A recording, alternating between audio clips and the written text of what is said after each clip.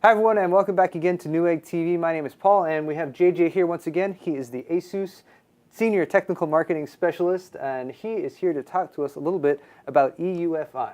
Yep. Now, JJ, if you will indulge me, I've learned a lot just in the past few minutes, and I'm going to try to rattle this all off here and sound as intelligent as I possibly can. UEFI is the successor to BIOS. BIOS is what has been used in computers right when you start it up at the very beginning, when all the power goes through there and recognizes all the components, gets you booted up and started into your operating system. UEFI is the new version of that. It's been a long time coming. Have I messed up at all so far? UEFI. UEFI, I'm sorry. UEFI, which stands for User Extendable Firmware Interface. Extendable Firmware Interface. So we're trading up from BIOS to UEFI, and there's some benefits to that inherent. So what we're going to do today is we're going to go through a little use case scenario. We have the ASUS version of UEFI going on here with our P8P67 Pro motherboard, and we've got a little test bench set up. JJ is going to take us through and show us a lot of the new benefits of using this new UEFI as opposed to the old BIOS. And before we get started with that, just to go over what we have set up here, again, the P8P67 Pro motherboard. This is a Sandy Bridge platform. We have an Intel Core i5. Core i7. I'm sorry. Oh, it's, yeah, Core i7. We have an Intel Core i7 2600K. The K means it's overclockable. We're also having an ASUS GTX 580. We're running the very popular Cooler Master Hyper 212 Plus, so we're going to show you what we can do with overclocking on air with this system. We have a Crucial C300 SSD running the operating system, and we have 8 gigs of Corsair Dominator DDR3 memory. Did I forget anything? Well, I think that rounds us out there. Oh, we got a 1,350 watt power supply, which is way more than we need, but... So anyway, so JJ. Yes. What's so great about UEFI? Well, I mean, there's a couple of different things. I mean, first and foremost, the biggest change that most is immediate is it's going to be more graphical. But outside of that, there's some base fundamental changes. For one, it allows us to have more addressing space. So this gives us the ability to be able to add additional functionality, maybe different types of interface functions, certain types of graphics, icons, different types of implementations such as that. From an end user perspective, there's not too much that's going to change or that they're going to have to worry about when they're using the board. Everything's pretty much transparent. The biggest plus that they'll get is, of course, for the newest crop of 3 terabyte drives, everything is functional. You're going to connect this drive, you can boot to it, you can use it as a slave drive, it doesn't matter. It's out of the box, ready and supported, so it's good to go. When it gets to actually utilizing the BIOS, this is where some changes have come into play, and this is where we spend a lot of our time taking back feedback and redesigning a BIOS interface for this new standard.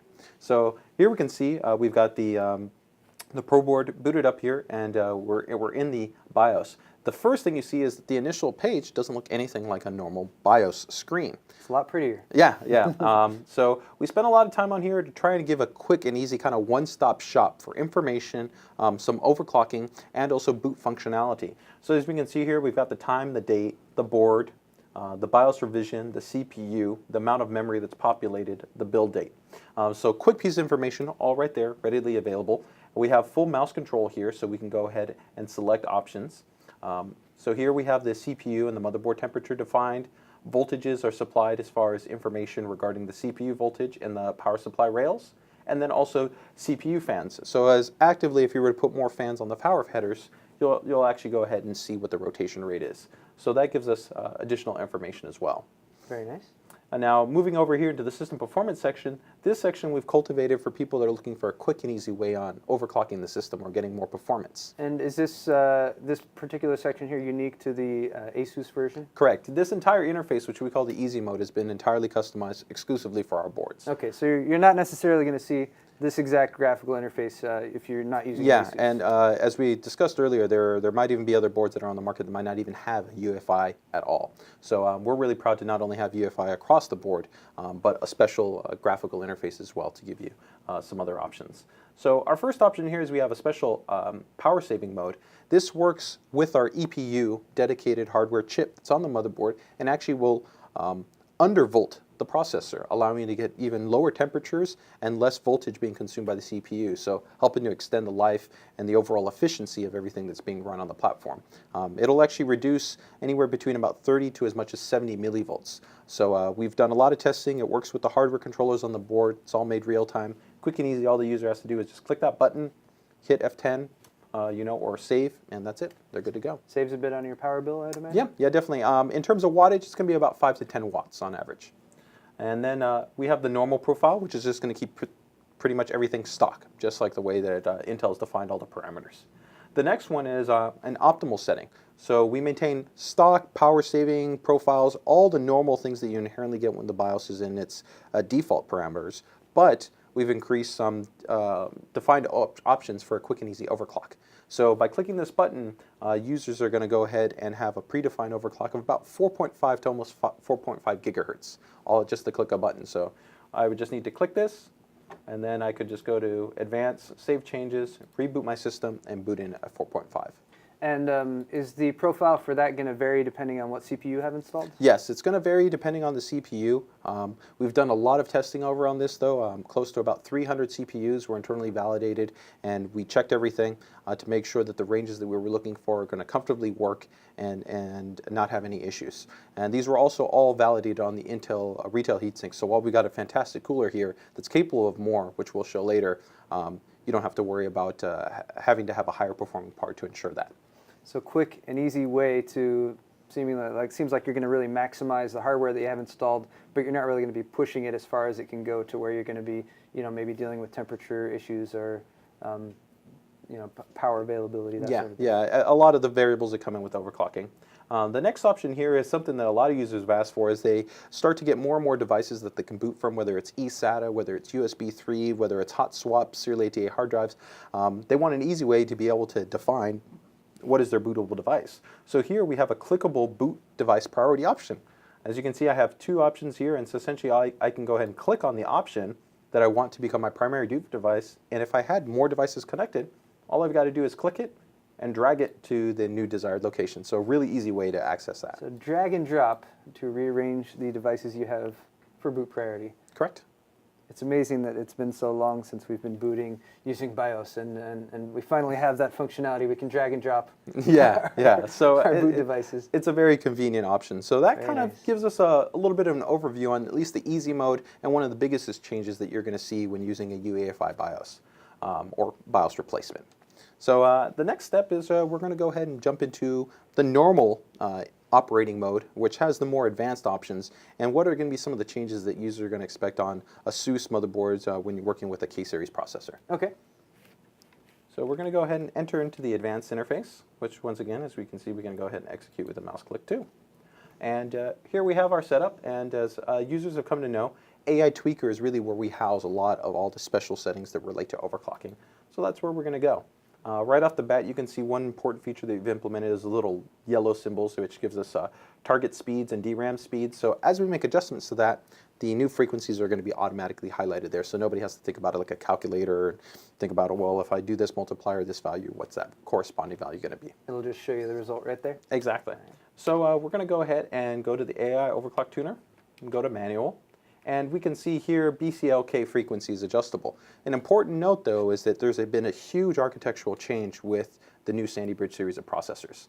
Users can't overclock the way that you used to, where you might have adjusted the system bus clock, which used to be FSB or B clock. Now you have a slight amount of B clock variation depending on your CPU, maybe up to about 105, 106, maybe 107, but it's quite small. Most of the overclocking is going to take place all in your turbo multiplier. That's going to allow you to reach the new frequencies that are achievable. So it is important to keep in mind that you don't necessarily want to just jump off to putting in 200 in there, because the system won't respond to that. So keep in mind, you can't get much out of the B clock with Sandy Bridge. Yeah, but you can get a whole lot of room out of the actual turbo multiplier. All right, so let's check that out. So here under our turbo ratio, we have a couple of options. And the really nice option is that with our new DigiPlus VRM and our new AI Suite 2, we actually give you the ability to do this essentially all within the operating system. You can address load light calibration, switching frequency, phase utilization, the core voltages, and all those variables. And you could define that option by saying all cores can be adjusted in OS. but we're going to go ahead and just do this from the UEFI. Okay. So we're going to go ahead and say in the BIOS, and we can see here we have per core count. So we're going to go ahead and try 4.8, which I think is a pretty nice number, seeing as historically previous air cooling used to be topping out at about like 4, maybe 4.2 gigahertz. 4.8 is a pretty significant overclock with air cooling. So this is important to consider though. As you can see here, it's automatically adjusted and told us now that our new turbo mode frequency is 4.8. And why it denotes turbo frequency is because once you get into Windows, you'll still actually have speed step enabled because it's using turbo. So you'll still actually see it go up and down, where sometimes previous overclock mechanisms would leave you at a fixed frequency. So it's only going to actually jump up to that clock speed that you've set when it actually needs it, not when it's just idling. Correct. So from here, we're just going to go ahead and quickly define some other parameters. We've got some great Corsair memory here, so we're going to go ahead and put 1600. We'll go ahead and adjust those timings quickly. As you can see here, we've got a really nice layout in terms of how to adjust those in the timings readout. And from here, we're going to go to some of the new, more advanced options that we have in our digital VRM.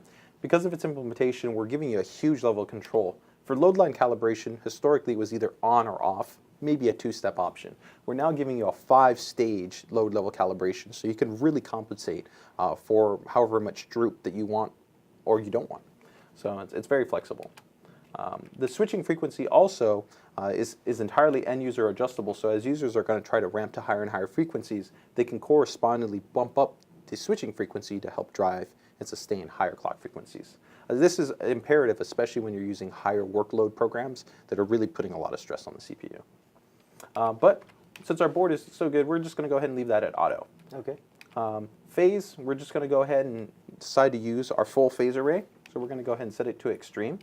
And as we previously noted before, we had that T-probe circuit that kind of does all that automatic temperature control for the phase count. Mm-hmm. We can actually also have this perform automatic compensation not on temperature, but based off of what's called current. So the amount of power that's being supplied to those phases, we can have it compensate evenly across all of them. So since we're driving a higher clock frequency, that's what we're going to do. Outside of that, we're just going to go for a moderate voltage, 1.4, and our DRAM at 1.65. Outside of that, we're not going to adjust anything else. We're even going to keep our fan profile set to standard, so silent essentially. And we're going to boot up and see what 4.8 gigahertz looks like. That didn't seem too tough. No, yeah, definitely. We've spent a huge amount of time developing a BIOS that's been very smooth, that works very well at auto settings, so that users don't have to do too much to be able to get a lot more performance out of their CPU.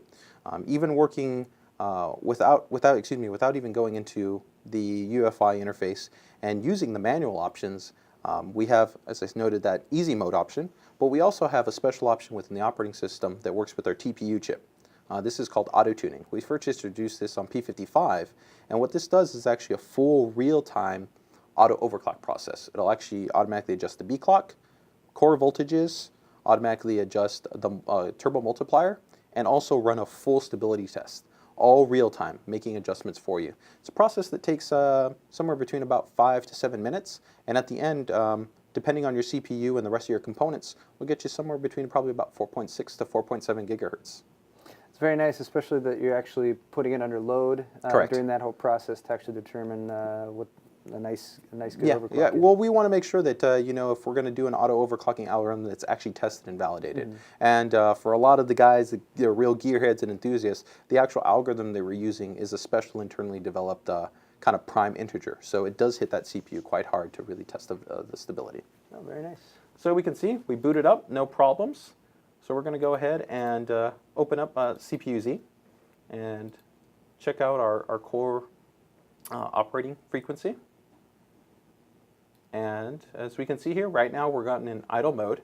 So if we go ahead and open up something, so let's take, for instance, a stress test, or we could do Cinebench. Do you have a preference?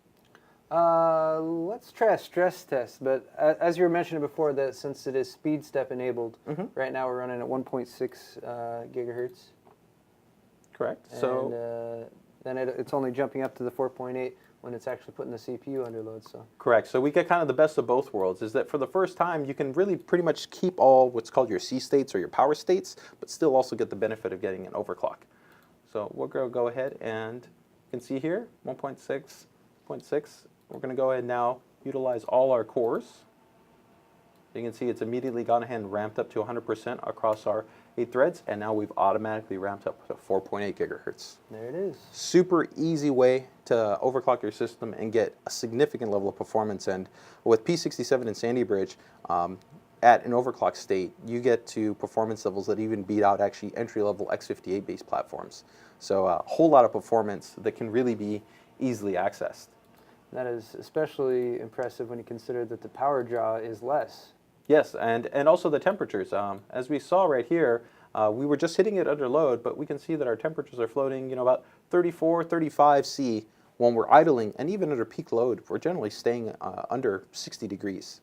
Man, So that's chilly compared to a lot of yeah, a lot of especially running at 4.8 gigahertz. yeah, it's quite impressive. And jumping in here into the AI Suite 2 interface, this has kind of been something that we're really proud of. This is going to give us some of those options that I was talking about. And the big change is that historically we used to have a whole bunch of different applications. So we had our PC probe, and we had our AI Suite, and we got a lot of feedback that nobody wanted to kind of be Batman. Nobody wanted to have 7 different programs all active at one time. Mm-hmm. Now you can actually have all these applications all in one tab and one interface, and depending on the user, they can even make it modular. So let's say if all I was interested in was maybe overclocking, I could disable a lot of these other functions and just keep the ones that I want. So let's say I just want Turbo V Evo, Digi Plus VRM, PC Probe, and Sensor Recorder. I can just hit apply. It'll go ahead and close out of the application, unload those other modules, and then reload just the ones you want. So you can make it as lean as you want or as feature rich as you want. So you really got a lot of flexibility. So you can see here we have less options, and if we go to our new Digi Plus, this is a big first. Because we're using a digital VRM, the AI Suite 2, the TPU chip on the board, which is helping us make all these hardware changes from the operating system, allows us to have an unprecedented level of control. For the first time, we can adjust load line calibration, so we can compensate for voltage droop, real time in the OS, OCP, so that's the amount of current that the VRM is able to handle before it shuts down, switching frequency, which is that driving strength in terms of the frequency that's helping to drive all the settings that we're providing for our overclock, the phase count, and even that T-probe functionality. It's all real-time accessible in the OS, no need to reboot. It all happens real-time on the fly. So you can adjust the overclock frequency, you can get into all of those details for your overclocking spec. Yeah, and, sure. You can do that all from within the operating system. Yeah, definitely. We even have other options in here. If we go into our actual Turbo V option within the BIOS, within the AI Suite 2 application, we can also continue to adjust the actual turbo multiplier as well as actually the B clock. So as we can see here, we have our B clock frequency, the core voltage, and even CPU ratio. So we could go ahead and either apply more voltage. If we hit on here, it tells us that the system would need to restart. And from there, once it reboots, or if we would have set that option to just make the adjustment in Windows, we could actually just start adjusting the multiplier on the fly. So we could boot up at 4.8, and let's say we wanted to try to get to 4.9 or 5. It's all easy and all on the fly. All right, so that's a great first look and introduction to the new features available in AI Suite 2, all available from within the operating system. Correct, and present on our entire lineup. So all the way down to the entry level, all the way up to our flagship, they all feature the options that you see here. So even on the entry level board, you still get that. Yeah, even on our P8P67 standard board, you still have the digital VRM, the auto tuning options, the load line calibration. That's all available to you. Perfect. Now you were mentioning the auto tuning feature that was available. Can we check that out? Maybe reboot back to stock and see how it goes with running that. Yeah, sure, not a problem. All right, so JJ has rebooted. We have set everything back to stock speeds. By the way, the stock speed for this Core i7 2600K is 3.4 gigahertz is the base clock speed, and 3.8 gigahertz is the turbo boost speed. So we're going back to that, and let's take a look at how the auto-tune features. We're going to go back into AI Suite 2. One quick thing I want to note before we actually get into the auto-tuning portion, one of the things that we're proud to introduce also was, like we talked about earlier, all our boards essentially offer Bluetooth modules incorporated on them. And with those Bluetooth modules, we have an option that's called BT Go. which is an easy way that essentially users can access either monitoring information for overclocking purposes. They want to see maybe the temperatures, the voltages, things along those lines. But they also have the quick and easy way of that they can go into the ASUS Suite 2 app, search for BT-enabled device, and also do data transfer. Ah. Yeah, so it's a very easy way of working with the system. I'm guessing particularly if you have, say, Bluetooth smartphone. Yeah, definitely. Yeah, and you've got either photos or video, or even, like I said, just a large address library contact list, and you just want to be able to sync it on there. Very nice. So we're going to go ahead and open up the ASUS Suite 2. We've got a big button that says Auto Tuning. All we've got to do is click on it. It's going to open up the Turbo V Evo interface, and it'll give us two options. There's a fast option, which is pretty much almost immediate. It's going to apply some special processing settings to the TPU chip, reboot, and give us that frequency, which is going to be similar to that other initial easy mode frequency of about 4.4 or 4.5 gigahertz. We're going to go for the extreme option, as that's the one that gives us the highest level overclock and does more of that tuning process. Okay. So from there, it'll automatically exit out. From here, the rest on, it's entirely a hands-free process. What it will do is it'll go ahead and shut down the system, start to work with the TPU chip, make some initial adjustments, and what we'll see once it gets into the operating system is it's going to start to make real-time adjustments to the multiplier and to the voltages. So this is a reboot. So all of the auto-tuning features actually take place within the operating system, but it's going to reboot right now to set up for the auto-tuning? Yeah, that's correct. And while it's being executed from within the operating system, the process in itself is still actually all hardware-driven. We're just essentially interfacing it from the operating system. Without actually the TPU chip on the board, we couldn't actually execute this process. So it's not just like we're applying profiles, it's actually a full normal real-time process that's occurring. So it is actually working with the BIOS and making all these adjustments, just like if I was in the BIOS and adjusting the multiplier and the voltages and any of these corresponding settings. And even depending on the memory configurations that you have, it can even actually overclock your memory as well for you. Oh. Yeah. But we spent a lot of time really trying to balance all the aspects in terms of power efficiency, the cooling, and all the requirements that go along with this. And the thing that we're most proud of is that there's not a lot of aggressive overvolting here that occurs. It doesn't use any type of load line calibration or anything like that. So you don't have to worry about that it's going to be applying too much to your CPU. It all works within a very effective measure, and it won't turn off any of the power saving settings either. So you kind of get the best of both worlds. You get a high level overclock, but while keeping everything very efficient. And it's all automatic. Yeah. So you can see here that it's gone ahead and booted up, and it's already now given us a 4.4 gigahertz overclock with a small adjustment to the actual B clock. And now it's just giving us a countdown timer, letting us know, at this point, are you happy with this? This is a pretty big improvement already from 3.8, right? Yeah, but we can go, of course, a bit higher. And so we're going to say, let's go ahead and let it go further. So we're not going to click the stop button, and we're just going to let it go ahead and continue forward so we can see at least what it looks like. And then from there, we can get to the real interesting stuff and go to maybe Maximus 4 Extreme, see if we can maybe break 5 gigahertz. That sounds like a good idea. I think that sounds pretty cool too.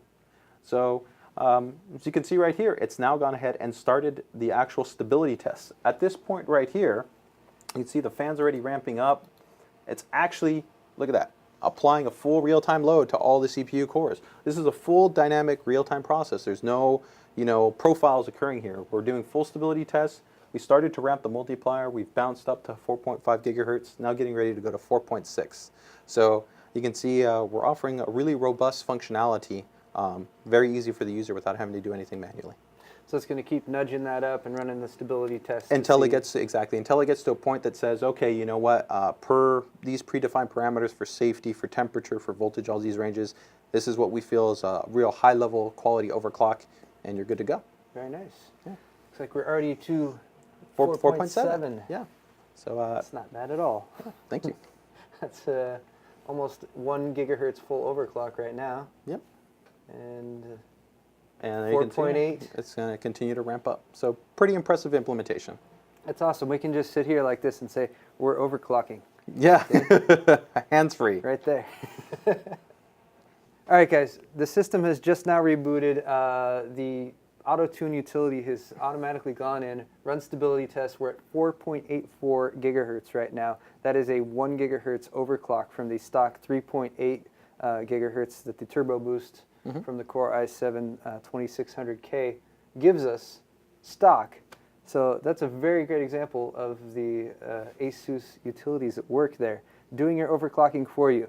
I know there's those of you who will want to go in and do it yourself, but there's plenty of options for that as well. But that's a great example of what you can get, not only with the Sandy Bridge CPUs, but also using the ASUS motherboard solutions as well. JJ, thank you very much again for stopping by and showing us all of this fantastic hardware. And for those of you at home, thanks for watching Newegg TV. We'll see you next time.